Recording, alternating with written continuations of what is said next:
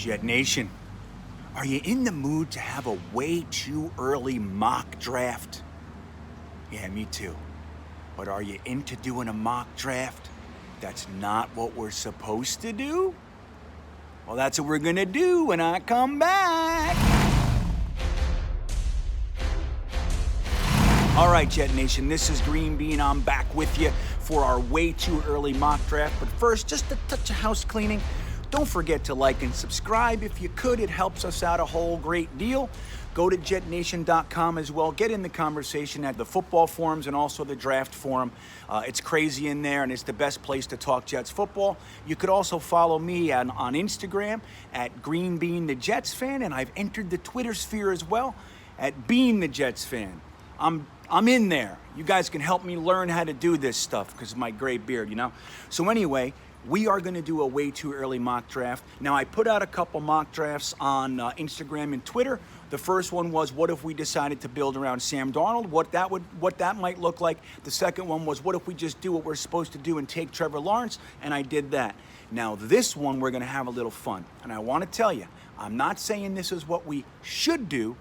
I just want to show you what we could do if we decided to look at the draft capital we can get and value that more than taking the quarterback at the first overall pick. So let's get started, shall we? So like I said, we have the first overall pick so far, and that's what we're going on.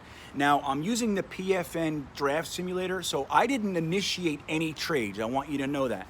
They initiate trades, and I either accept them, reject them, or I can counter trade and see if they accept. So the Jaguars offered me their 2 firsts, this year's 2nd and 3rd, plus next year's 1st and 3rd. Not a bad offer, but I said, you know what?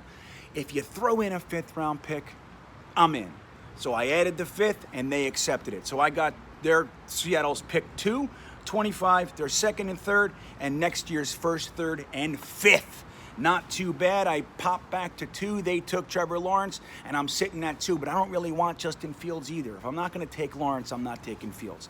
So teams were clamoring. People want Justin Fields, and one of those teams was the Washington football team.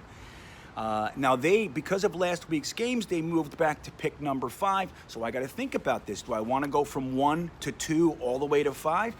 They offered me their 1st and 3rd next year. So no more picks for this year, next year's 1st and 3rd.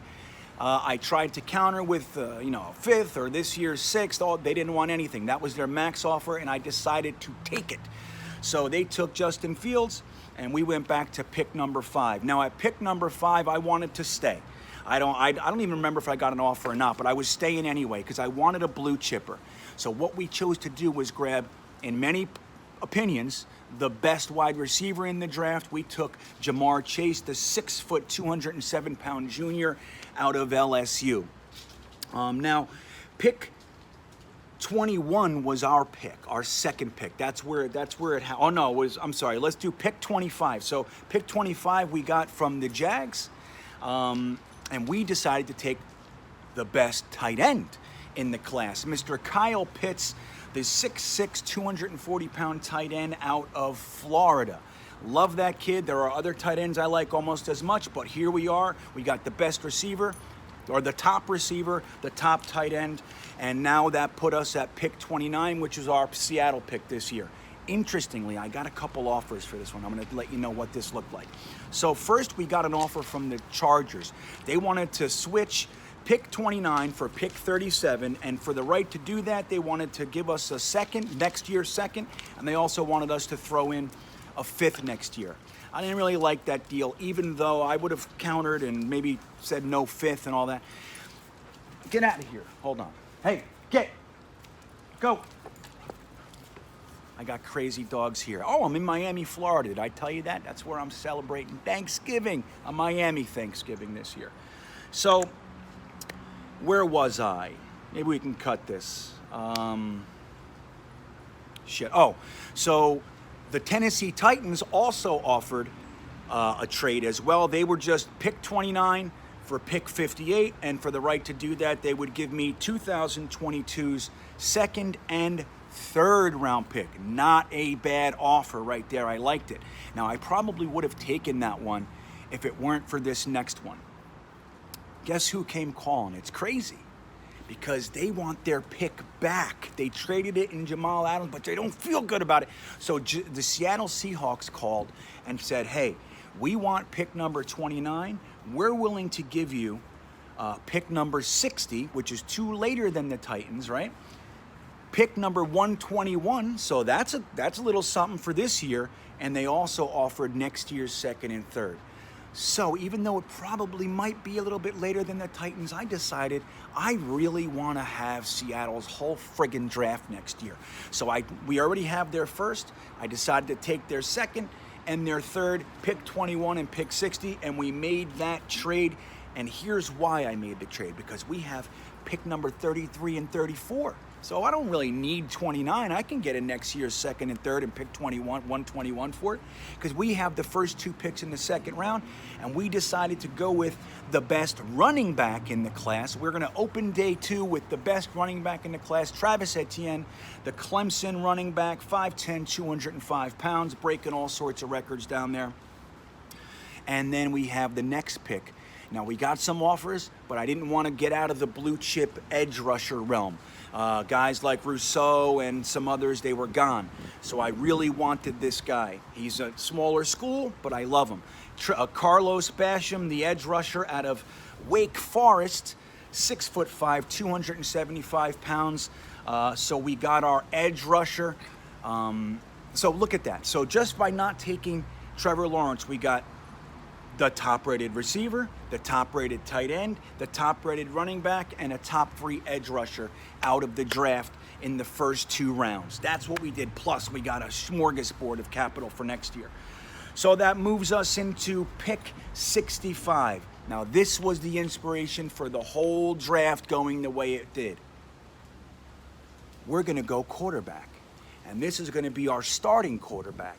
This is Kyle Trask from Florida. He's 6'5", 240 pounds. He's breaking touchdown records, even Burrow's record from last year. He's got 31 touchdowns, 3 interceptions, and he still has 3 games left.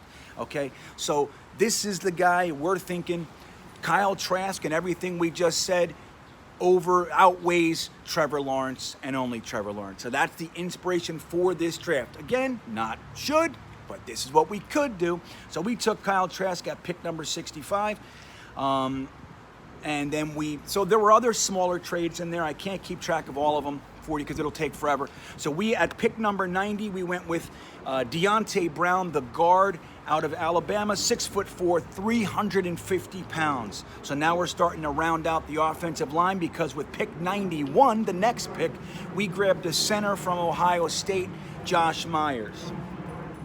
Now, pick number 96, we're going to, remember, look at that. Pick 90, pick 91, pick 96. See what we're doing here? These are little batches of players. So we're going to double up on the wide receiver right now with really one of the better receivers in the class. Right, just like how Joe Douglas likes him, 6'4", 205 pounds out of Clemson, Justin Ross. I did think about Rodgers, but I didn't go with him. So we took Justin Ross because of his stature and speed. So at pick number 128, we went back to the offensive line and we went with an Australian tackle.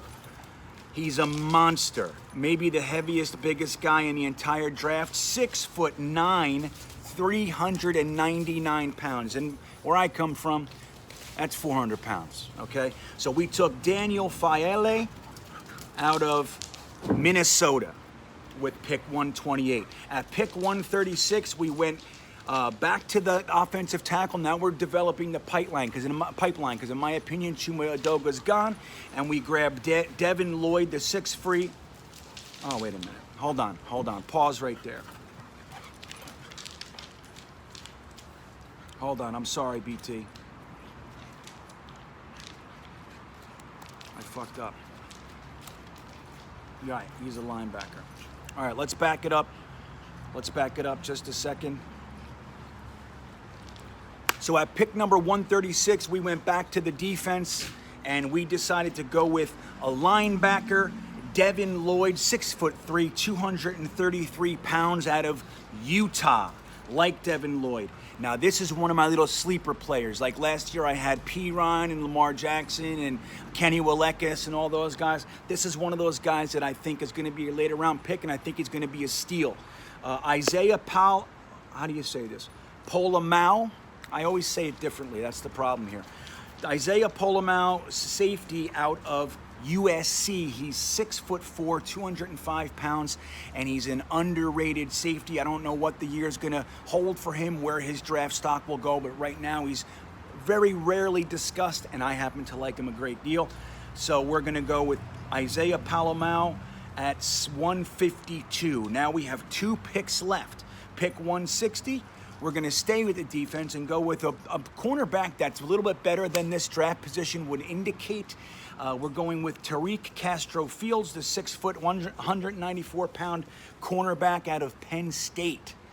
And pick 217, this is just because I want to say it, we're going with Cameron Dicker, the kicker, out of Texas. Cameron Dicker, the kicker, out of Texas. I want this guy, if just for the name only.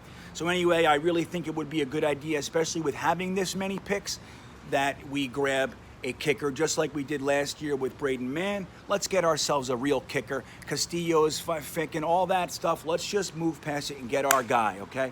So that's our draft. Now, I want to tell you what we were able to accomplish. So, number 1, we got Jamar Chase, Kyle Pitts, Travis Etienne, Carlos Basham, Kyle Trask, Deontay Brown, Josh Myers, Justin Ross, Carrie Vincent, Daniel Faeli, Devin Lloyd, Isaiah Palomal, Tariq Castro-Fields, and Cameron Dicker. So that is 14 picks that we got. The good news is we're going to use them all because we're cutting everybody anyway, all these one-year contracts.